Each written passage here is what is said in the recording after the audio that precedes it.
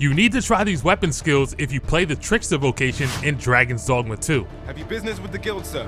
First, you have Tricky Terrace.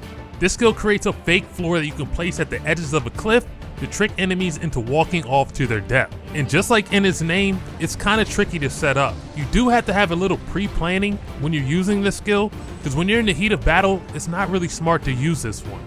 But when you use it in conjunction with another skill, you can get some really interesting results. Next, we have Binding Effigy. When you use this skill, your character will throw a clone to a target and latch onto it. This can cause enemies to start attacking each other. Just imagine a troll and a dragon with you attached onto the dragon's back. Yeah, you can get real creative. Suffocating Shroud is a must. If you play Trickster at all, you know that this is a must-have skill. Basically, it's an AoE taunt or aggro skill that'll cause enemies to focus their attack on your clone that you hopefully already summoned. Finally, we have Visitant Aura. Now this skill right here, it changes the game. It creates an invisible clone of yourself that can be moved around the map, scout different areas, and it can fly. But that's not the best part. While you're in this form, you can still control your first clone that you summoned. And since you can fly now, you can place the clone in more convenient areas for when enemies are chasing you.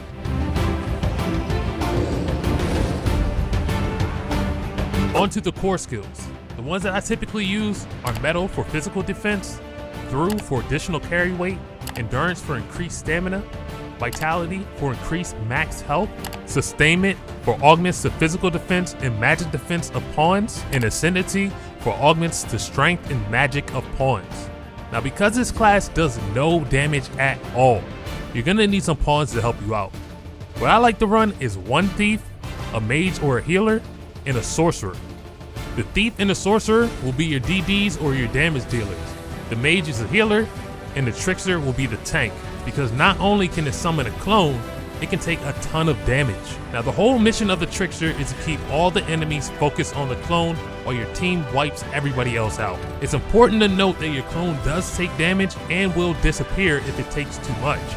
The best way to prevent your clone from taking too much damage is to summon it to your side as soon as the enemy winds up to attack.